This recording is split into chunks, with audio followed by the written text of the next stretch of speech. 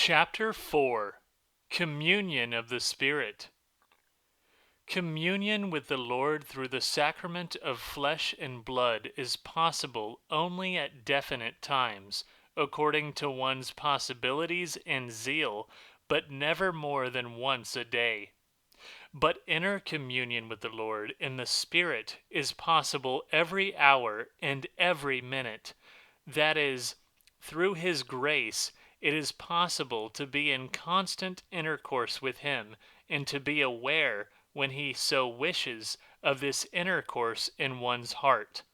According to the Lord's promise, by partaking of His flesh and blood, we receive Him Himself, and He enters and dwells in us with all His blessings, allowing the heart that is prepared for it to be aware of this.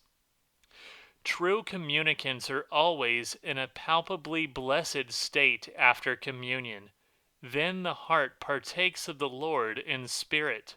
But since we are constrained by our body and surrounded by external activities and relationships in which duty forces us to take part, so by the splitting of our attention and feeling day by day, the spiritual partaking of the Lord is weakened and becomes overlaid and hidden.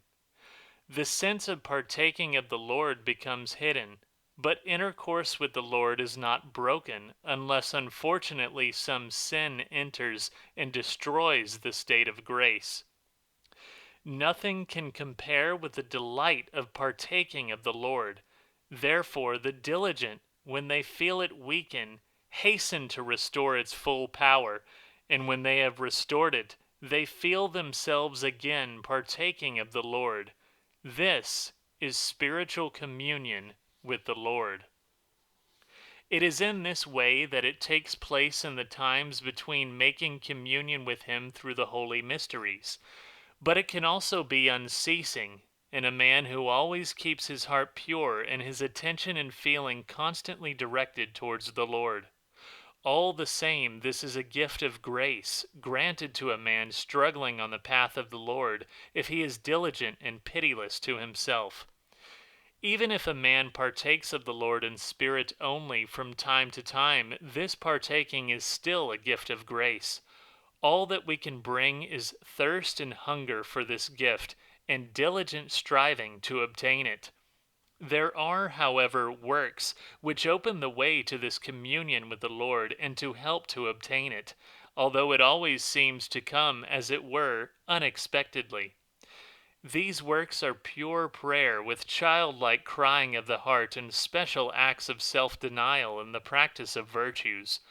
When no sin pollutes the soul, when no sinful thoughts or feelings are tolerated, that is, when the soul is pure and cries to God, what can keep the Lord who is present from letting the soul taste Him, or the soul from awareness of this taste? And so it happens thus, unless the Lord deems it better, for the good of the soul to prolong its thirst and hunger for Him before satisfying it.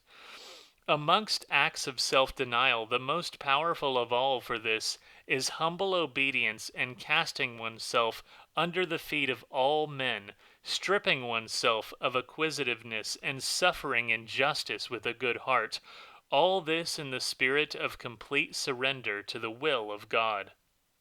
Such actions liken a man to the Lord more than any others, and the Lord present in him allows his soul to taste Him. Also, pure and diligent fulfillment of all God's commandments bears fruit in the abiding of the Lord in the heart, together with the Father and the Holy Spirit.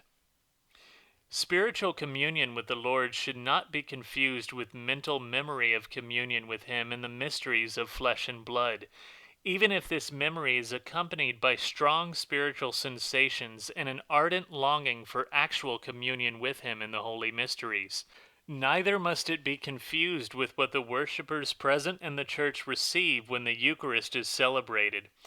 They receive divine sanctification and benevolence as participants in the bloodless sacrifice through faith, contrition, and readiness to sacrifice themselves to the glory of God, and they receive in the measure of these dispositions. But it is not the same as communion.